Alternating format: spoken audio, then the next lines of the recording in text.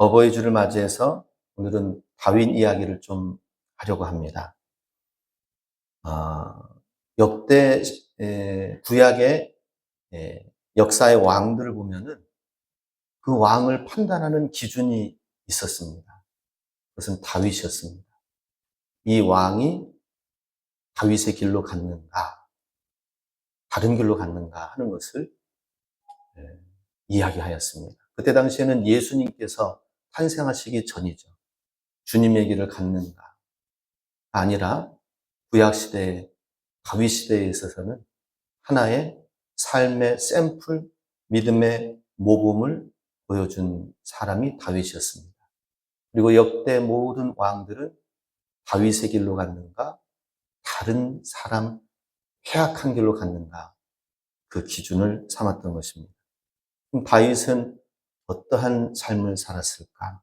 오늘 이야기는 본문은 시편 18편 말씀이지만 그 본문 역사의 배경, 다윗의 시를 쓴 배경에는 사무엘하 1장에서 4장까지의 내용을 포함하고 있습니다. 다윗은 여러 가지 전쟁에서 싸워 승리하고 있는 가운데 있을 때에 갑자기 한 젊은이로부터 숨을 헐떡거리면서 다윗 진영으로 뛰어왔습니다. 그러면서 흙먼지를 뒤집어 쓰고 간신히 전쟁터에서 빠져나온 한 사람이 소식을 전해오는 것이었습니다. 그 소식은 다윗의 심장에 비수를 꽂는 그러한 내용이었습니다. 그건 다름이 아니라 이스라엘이 남북으로 나눠져 있었거든요. 북이스라엘이 적군 앞에서, 블레셋 앞에서 도망을 하게 되었고 전쟁터 가운데에서 결국에는 사울 왕과 요나단이 블레셋 사람들에게 죽임을 당하였다라고 하는 그런 전쟁 소식의 내용이 되겠습니다. 어떤 면에서는 다윗은 사울로부터 계속해서 쫓김을 당하였습니다. 사울 왕이 제발 없으면 얼마나 좋을까 이런 마음도 가졌을 것입니다. 근데 정작 사울 왕과 요나단 그리고 그의 모든 전사들은 다 싸움에서 죽임을 당하고 패함을 당하였다라는 소식을 듣게 되었습니다. 그 순간 다윗은 하염없는 홍수와 같은 눈물을 흘렸다고 합니다. 어떻게 보면 시원할 텐데, 어떻게 보면 자기를 그렇게 괴롭혔던 사울 왕이 죽음으로 인하여서 드디어 내가 해방되었구나 이렇게 생각할 수도 있겠지만 그렇지 아니하였다라고 하는 것입니다. 그 이유는 무엇인가? 그것은 사울 왕은 아무리 자기를 악하게 쫓아온 왕이라 하더라도 하나님이 기름 부으신 자이기 때문에 죽음을 그렇게 달리해서는 안 되었다라고 하는 것이었습니다. 사울이 죽고 그의 왕관과 그의 팔찌는 다윗의 수중으로 넘어오게 되었습니다. 그 소식을 알려온 사람은 아말렉 사람이었습니다. 왕의 목숨을 사울이 요구하여서 더 이상 부상당했기 때문에 이방인들에게 내가 죽임을 당하느니 차라리 내가 죽어야 되겠다 해가지고 이 아말렉 사람에게 종에게 부탁을 하는 것이었습니다. 그래서 결국에는 이 아말렉 사람은 사울 왕의 부탁을 통해서 마지막 최후 더 이상 고통이 당하지 않도록 죽도록 하는 데에 칼을 쓰게 되었다라고 하는 것이죠. 근데 이 소식을 듣고 다윗은 저녁까지 정신을 잃으며 있다가 다시 정신 차리고 나서 사울을 추도하기 시작하고 그리고 군사를 불러가지고 이 아말렉 사람이 하나님의 기름 부으신 자를 죽이기를 두려워하지 아니하였다라고 해서 젊은 군사 하나를 불러서 아말렉 사람을 죽이라고 명령하였습니다. 하나님의 거룩하신 것이 하나님이 또 세우신 것이 훼손되어지지 아니하기를 하나님의 권위와 하나님의 질서는 훼손되어져서는 안 된다라는 그 중심을 가지고 있었던 것입니다. 그리고 또 사울과 요나단을 애도하면서 장례식의 노래를 부르기 시작하였습니다. 그 노래를 부를 때에 애도하면서 부른 내용은 사울이 얼마나 자기 자신을 괴롭히고 쫓아오면서 죽이려고 하였습니까? 그런데 그 장례의 노래는 다르게 불렀습니다. 다윗은 사울을 향하여서 그동안 사울이 얼마나 용맹한 그리고 아름답고 고귀한 장수였었는가. 그의 그래도 하나님 앞에서 선택받아 부르심 받았을 때에 그때 하나님이 얼마나 존귀하고 귀하게 여기셨으면 이스라엘의 초대 왕으로 세웠을까. 그런 사울 왕의 좋은 부분만을 생각한 것을 보고 기리고 그리고 비문에 새기고 그렇게 하였습니다. 사울의 아름다움, 사울의 용맹스러움 그것만을 기리고 기억하자라고 하는 것이었죠. 우리도 부모님을 생각하고 기억할 때 어떻습니까? 부모님이 다 온전하게 좋은 일만 있을 수는 없겠죠. 온전하고 완벽한 인간의 모습을 오늘 보여줄 수는 없는 것입니다. 좋은 모습도 있을 것이고 기억하고 싶지 않은 모습도 있을 것이고 때로는 상처도 있었을 것입니다. 그러나 좋은 기억을 추스려서 다윗의 앨범에 사울 왕을 기념하여 넣었듯이 기록했듯이 우리도 그러해야 된다라고 하는 것입니다. 하나님의 축복, 하나님의 축복의 가문을 세워나가는 데에는 다윗처럼 이렇게 해야 되는 것이죠. 요나단을 향하여서도 그를 추모하면서 노래를 불렀습니다. 그는 홀로 군대를 공격하여서 큰 구원을 이루었고 요나단은 큰 힘이 있음에도 불구하고 왕의 자리, 왕자로서 왕의 자리에 오를 수도 있었지만 자기와 함께 싸워서 대응하여 대적하는 사람이 될 수도 있었지만은 오히려 너그러웠다.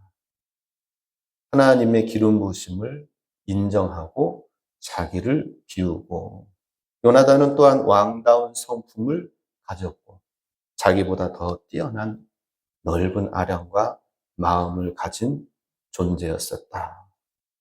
전투에 가서는 정말로 회오리 바람처럼 모두를 적군을 두렵게 하지만 그러나 부족한 다윗 자기 자신을 얼마나 여인보다 더 승한 사랑으로 사귄 기이한 이 우정과 이 사랑을 다윗은 노래를 한 것을 보게 됩니다.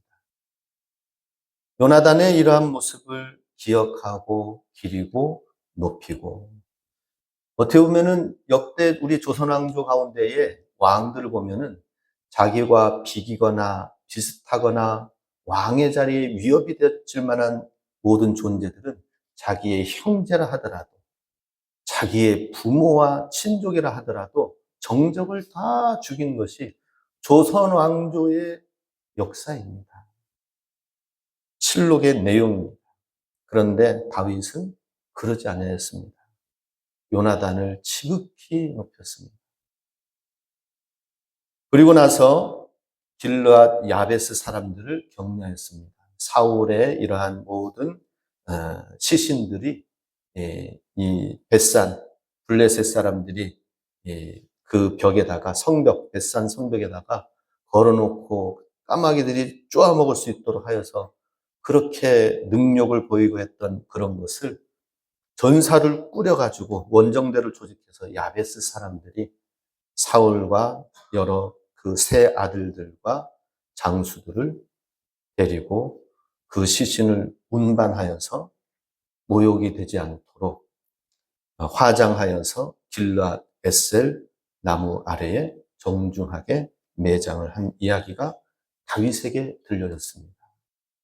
그랬을 때 이 야베스 사람을 축복하면서 그리고 감사를 표하고 그리고 야베스 사람들에게 보상을 꼭 하겠다라고 하는 것이었습니다. 이렇게 자기와는 어떻게 보면은 사울 왕이 없어짐으로 말미암아 자기의 원수, 자기를 괴롭혔던 존재가 없어짐으로 말미암아 기뻐할 수도 있었지만은 오히려 철저히 하나님의 사람으로 또 존경해야 될 사람으로 여기면서 사울의 모든 장례를 마무리 짓고 이 모든 모습들을 옆에서 백성들이 보는 것이었습니다. 사울 왕을 어떻게 대하는지. 사울을 따르는 사람들이 있거든요. 사울을 따르는 10지파가 있습니다. 다윗은 2지파만 밖에 사실은 따르지 않습니다. 세력이 없습니다. 현역 왕을 어떻게 대하는지를 다윗이 행하는 모습을 보았던 것입니다. 그리고 나서 이제 모든 실권을 가지고 다윗이 이제 모든 12지파의 왕으로 등극할 수 있는 모든 조건이 되어졌습니다. 그리고 사울의 아들 이스보셋이 있는데 이스보셋을 누르고 또 군대장관, 이스라엘의 군대장관 아브넬을 먼저 아브넬이 권위를 취하기 이전에 다윗이 먼저 장악하고 해나갈 수도 있을 것입니다. 근데 다윗이 한 것은 무엇이냐면 하나님께 기도하고 여쭈었다라고 하는 것입니다. 하나님, 모든 장례를 이렇게 마치고 이제 내가 해야 될 것은 무엇입니까? 하나님께 기도를 하였다라고 하는 것입니다. 기도하였을 때 하나님이 주시는 응답은 무엇이냐? 이스라엘을 이제는 힘껏 다스려라, 왕이 되라 이렇게 말씀하시지 아니하셨다라고 하는 것입니다. 그 거점이 되는 헤브론 산지 그 남부 지역에 거기에서 2지파이지만은 그 헤브론 산지 밑에서 머물러서 2지파의 왕으로서만 남아 있으라, 지도자가 되라라고 하는 것입니다. 지금이 기회다 해가지고 12지파를 다 다스릴 수도 있었는데 자기의 힘, 자기의 능력, 자기의 뜻으로 나가지 아니하고 하나님께 물었다라고 하는 것입니다. 하나님, 내가 이 상황에서 어떻게 해야 될까요? 헤브론 지역에 머물러 있어라. 그래서 헤브론 지역에 머물러 있을 때에 이제 아주 조그만하게 2지파를 중심으로 해서 이 장로들을 부르고 제사장을 통하여서 기름 부으심을, 왕의 기름 부으심을 받습니다. 다윗은 총 3번의 기름 부으심을 받습니다.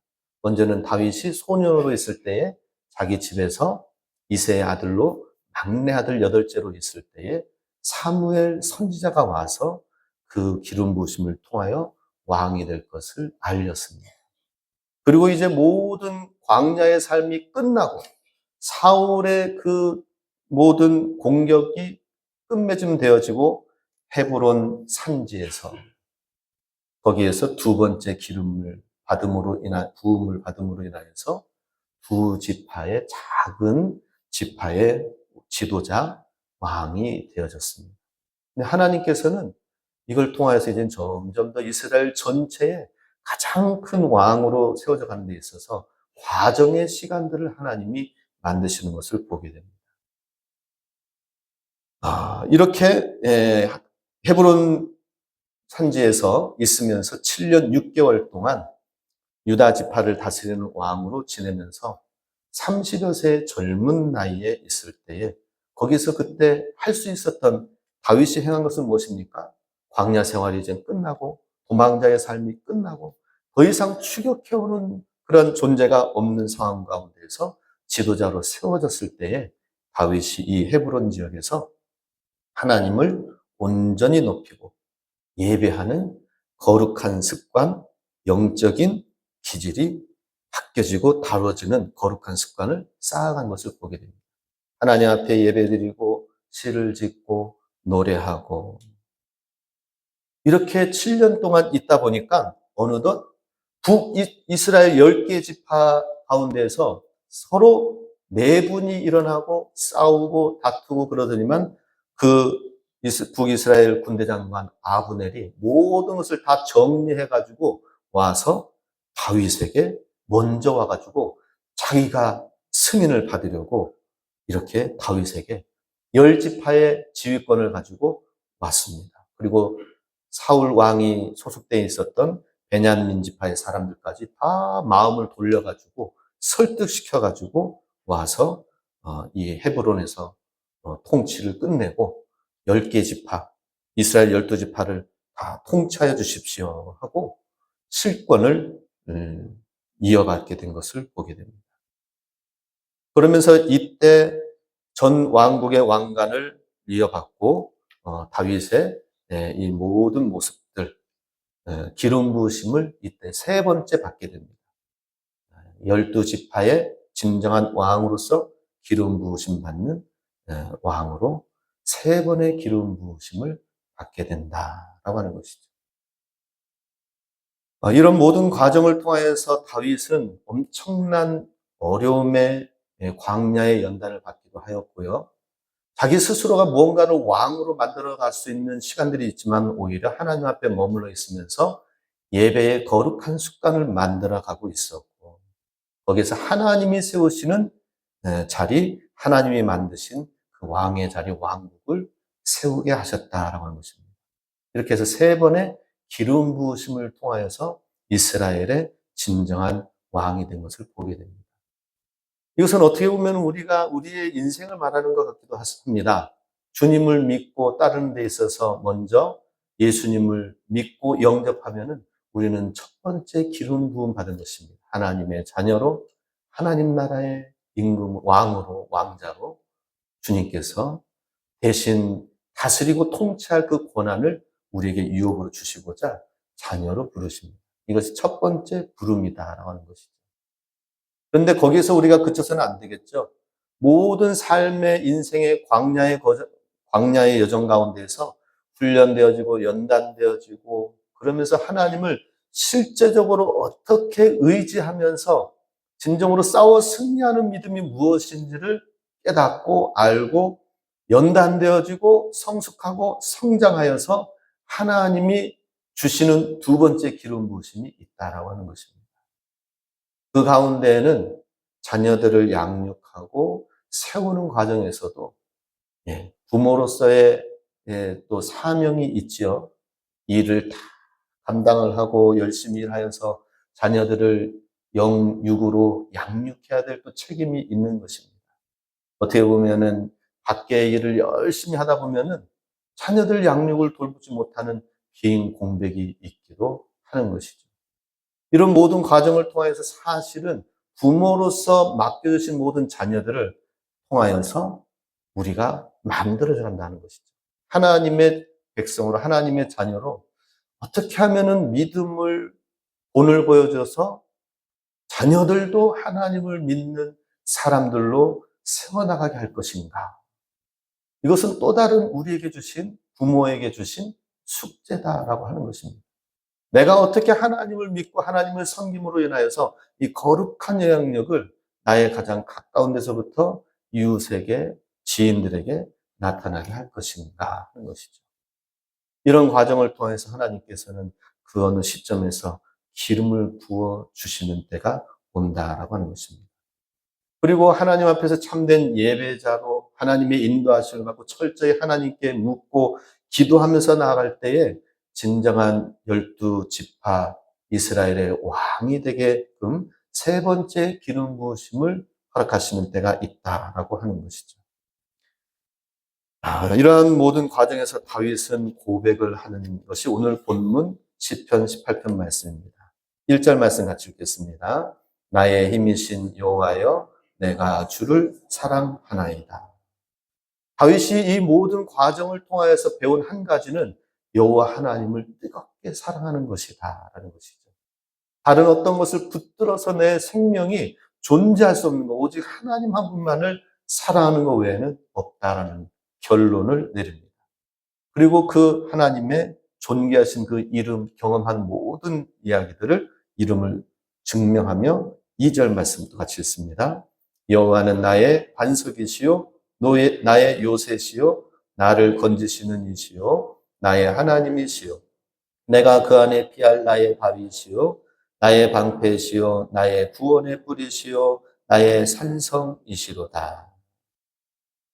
하나님을 이렇게 고백하면서 하나님을 체험해 나가는 모든 시간들이 다윗에게 있으면서 실제적으로 다윗이 하나님이 나에게 어떤 하나님이신가를 고백하는 것을 보게 됩니다. 결국에는 3절에 내가 찬송받으실 여호와께 아뢰리니 내 원수들에게서 구원을 얻으리로다.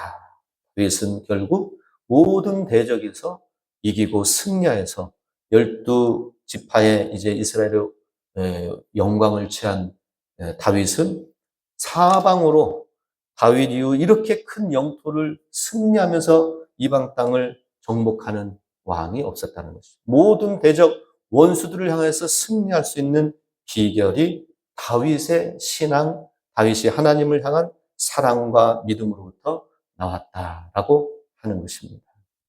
다윗이 하나님 앞에 기도할 때에 어떻게 일하시고 역사하셨는지 돌아보면서 계속해서 오늘 본문 내용을 읽지 않았지만요. 18편에 6절에서 10절 말씀까지 이렇게 보면은 하나님이 자기가 하나님 앞에 기도할 때 6절 말씀 보겠습니다. 내가 환난 중에 여호와께 아뢰며 나의 하나님께 부르짖었더니 그가 그의 성전에서 내 소리를 들으시며 그의 앞에서 나의 부르짖음이 그의 귀에 들렸도다. 주님께 들려져서 하나님이 응답하시는데 어떻게 응답하시는지 다윗은 왜 하나님이 나의 산성이시요 반석이라고 고백을 하게 되었는가? 하나님이 자기의 기도에 어떻게 역사하셨는지 이렇게 표현하고 있습니다. 7절, 8절 같이 있습니다. 이에 땅이 진동하고 산들의 터도 요동하였으니 그의 진노로 말미암이로다. 그의 코에서 연기가 오르고 입에서 불이 나와 사르며 그 불에 숯이 피었도다. 자기가 열악하고 연약한 가운데서 쫓김을 당하고 원수로부터 적들로부터 위협을 당할 때에 하나님께 간절히 기도하였더니 하나님의 진노가 나타나서 그 가운데서 그 코에 불의 연기가 나오고 마치 용에서 그 입에서 불이 나오는 것처럼 하나님이 어떻게 강하게 역사하셨는지 보여주는 것입니다. 또 9절 10절의 말씀 보면은 하늘을 들이우시고 강림하시니 그의 발 아래는 어두캄캄하도다. 구름을 타고 다니시며 바람 날개를 타고 높이 솟아오르셨도다.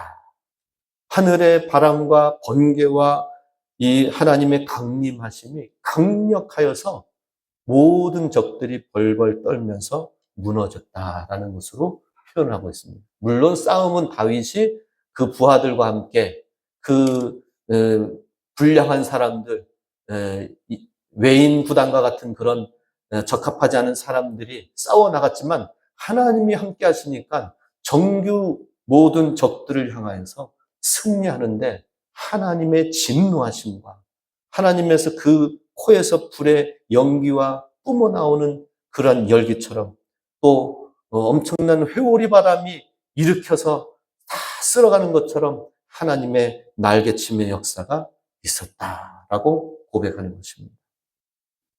그리고 이제 왕의 자리에 등극한 다윗은 오늘 시편 본문 마지막 49, 50절 말씀 이렇게 고백합니다. 같이 읽습니다. 여호와여, 이러므로 내가 이방 나라들 중에서 주께 감사하며 주의 이름을 찬송하리로다. 여호와께서 그 왕에게 큰 구원을 주시며 기름 부음 받은 자에게 인자를 베푸시며 영원토록 다윗과 그 후손에게로다. 기름 부음 받은 자에게 하나님께서 인자하심을 베푸시고 영원토록 다윗과 그 후손에게 대대로 주님께서 자기의 삶을 축복하시고 이끄신다라고 말씀합니다. 다윗의 가문을 통하여 메시아가 나오고 다윗의 가문을 통하여 하나님이 일하실 것을 또 약속을 하셨죠. 그래서 다윗의 언약을 통하여 메시아가 나오게 약속이 되어졌습니다. 우리가 하나님을 믿으면서 하나님을 믿는 한 개인의 한 사람으로 끝나는 것이 아니라 교회를 하나님이 세우시고요. 또 가족이라는 공동체를 통하여서 나를 통하여 다음 때가 계속해서 믿음으로 세워질 것을 주님께서는 계획하고 계신다라고 하는 것입니다. 제가 이 주변에 있는 역사들을 보니까요. 우리 지리산 자락 그 밑에 엄청나게 큰 절들이 세워져서 그 이하에 이 수많은 절들이 이제 우상 숭배들이 계속 이어져 오게 되었습니다. 그러면서 그 강력하게 절들이 많이 세워진 그 때에 한 사람이 있었는데 그 사람의 성이 최씨더라고요. 최씨. 저도 최씨잖아요. 예. 최씨라는 사람이 이 나라에 공을 세워가지고 와서 이 지역 가운데에 불교의 신앙을 가지고 큰 절을 곳곳에 세워가지고 불교가 왕성하게 되어진 때가 있게 되었다라고 하는 것이죠.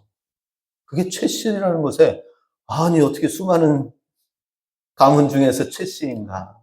대표로 제가 죄송 사과를 드리겠습니다. 다시 회복하러 왔습니다. 그래서 한 사람의 가문이 얼마나 귀한 큰 영향력을 미치는가 하는 것을 보게 됩니다.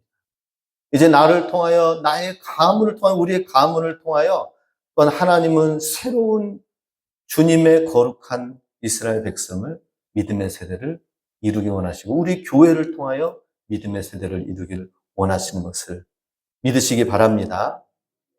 그래서 우리는 많은 사람 중에 세상에 성공하는 어떤 가문이 아니라 신앙의 명품 가문이 우리 교회 가운데서 일어날 수 있기를 주의 이름으로 축복합니다. 우리 교회 모든 성도인 가운데서 자녀들, 친척들, 이 지역 가운데에서 믿음의 사람, 믿음의 훌륭한 사람이 세워질 수 있기를 원합니다. 오늘 이렇게 또 참여하셔서 이렇게 예배하시는데 아무튼 큰 인물이 주님의 믿음, 영광을 위하여 달려가실 수 있기를 바랍니다. 예. 그런데 우리 이러한 사실들을 누가복음 15장에서는 탕자에 비해서 우리가 알 수가 있습니다. 탕자는 둘째 아들은 어떻습니까? 허랑방탕하다가 다 쓰고 그 다음에는 다시 돌아오게 되었죠. 돌아와서는 이제 아버지의 사랑과 은혜를 다시 입어서 다시 이제 둘째 아들은 회복하여 다시 새롭게 시작하는 것을 보게 됩니다. 그런데 의외로 집 안에만 있던 큰 아들은 어떻습니까? 잘 지내고 잘 부모를 섬기고 그렇게 해서 아버지의 마음을 헤아릴 줄 알았는데 의외의 모습이 나온 것입니다. 잔치에 참여하지 않는 거예요. 집에서 하는 잔치에 참여하지 않고 잔치 바깥에서 시기하고 질투하고 둘째 아들을 미워하는 것이었습니다. 이게 어떤 면에서는 사울왕의 모습이었습니다. 왕궁 안에서 하나님이 주신 모든 것을 가지고 있지만은 왜 그 안에서 하나님의 은혜를 누리지 못합니까? 왜 하나님이 주신 은혜와 사랑을 누리는 일에 힘쓰지 아니하고 왜 다윗을 시기하고 미워하고 다윗을 괴롭히는 일에 힘을 쓰냐 이 말입니다.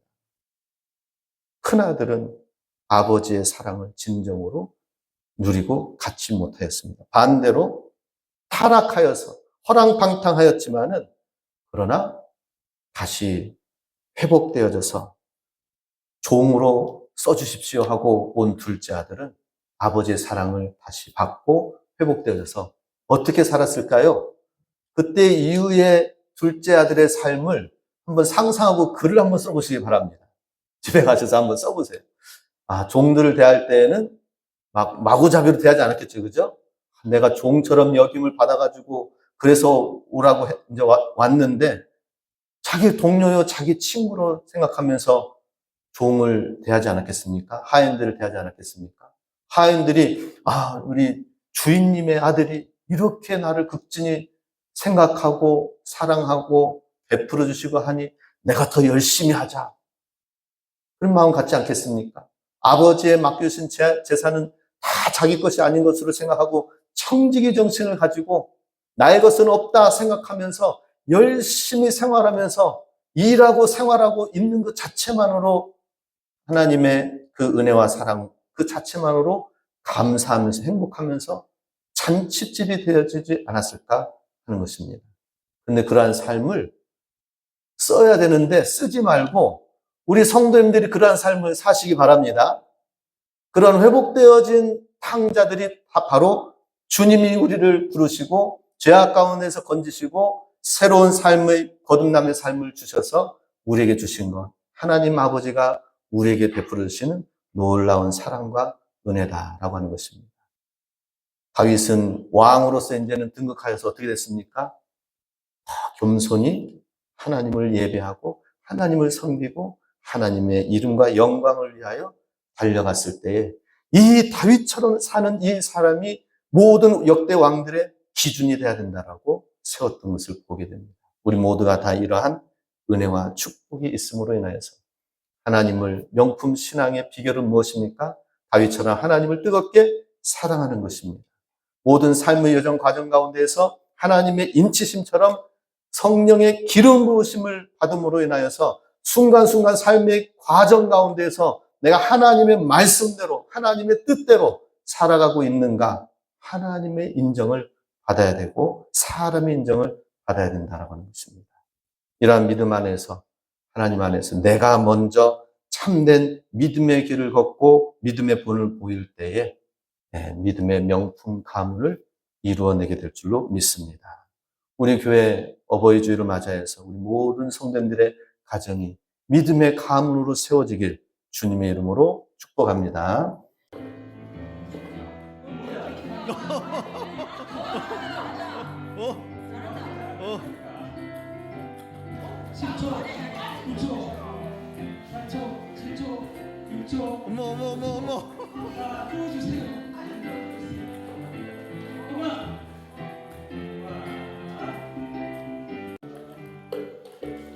연주 눈 봐라 지금.